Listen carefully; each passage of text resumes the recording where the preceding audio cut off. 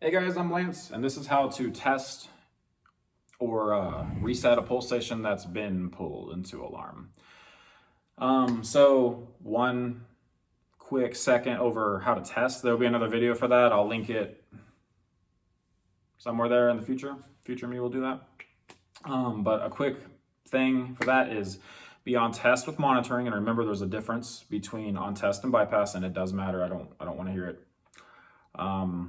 Unless you want to comment below and say how they're the same, it'd be fun. But no, on test is with monitoring. So the fire trucks do not show up. Bypass is where the fire trucks will still show up, but it might not make sound here. The AC units don't shut off, things like that. That's bypass. So anyway, so make sure you're on test with monitoring. And then make sure that you have the ability to reset the Pullstation, either with a key or an Allen wrench. Then you tell your people you're doing a test, of course, and then you conduct your test. You reset the Pullstation like we're about to go over, and then you reset the system. You have a great day, great tip. That's actually the best way to test your system is by the Pullstation, because then it's, like if you hit the fire drill button on the panel, that's testing the fire drill button. It doesn't test your system. So anyway, so on to how to reset a Pullstation. So it's like Friday night, movie theater, 11 o'clock, 12 o'clock, whatever. Kid pulls the Pullstation, your maintenance, you're stuck there.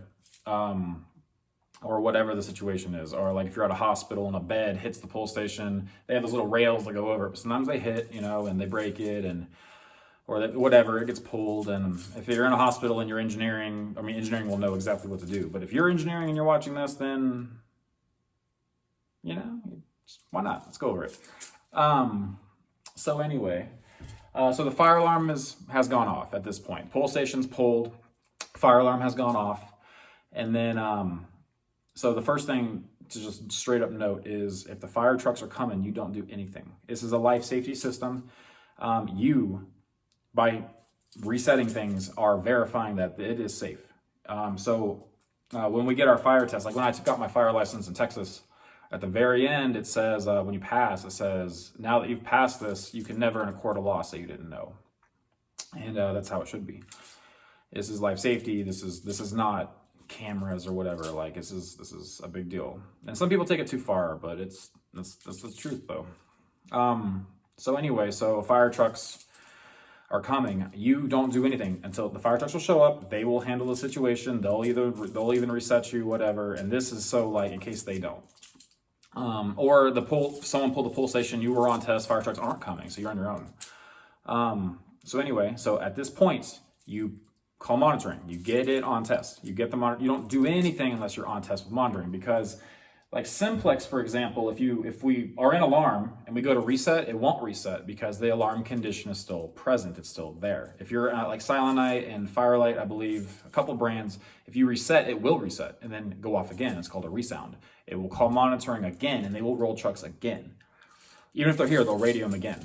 No one wants that. You don't want that. So you be on test.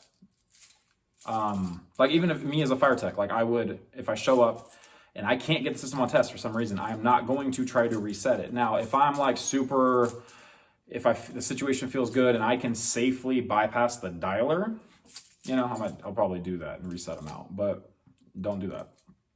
So anyway, get on test with monitoring, find the way to reset it. You need the key, which is at the panel, or somewhere on top of the panel, in the panel. Someone has it.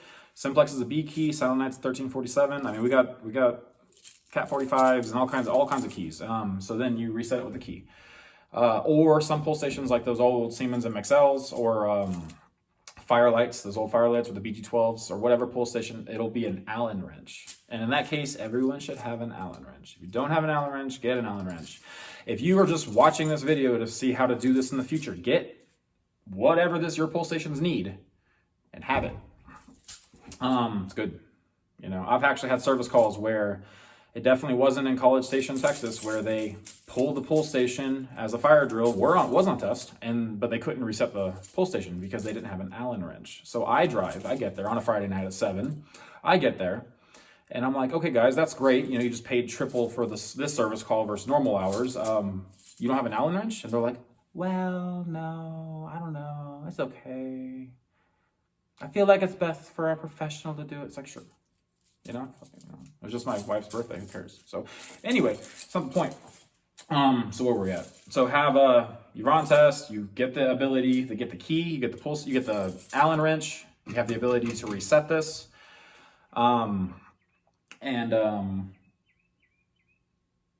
Yeah, we're gonna cut right back. Hold on. All right, guys. So we're back.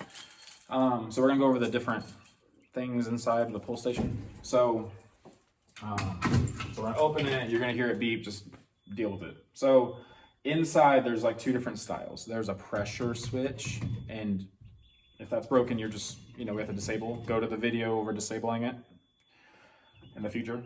There's a little toggle inside. One side says active, one side says not active. I think active is down and not active is up.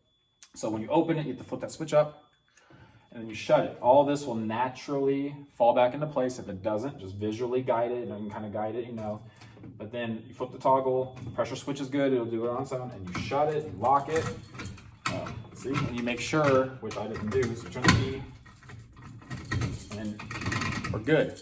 Now at this point, you're on test, you just reset the Pullstation. Now we can go reset the panel. And you reset. Now that the condition is no longer present, the thing that set it into alarm, hit the acknowledge and then reset. It's different for every brand, but reset pretty much is universal in things like that. So anyway, I'm Lance, and this is Fire Alarm Help, and that was how to test, but there'll be a better video about it, and how to reset a Pullstation. So you guys have a great day.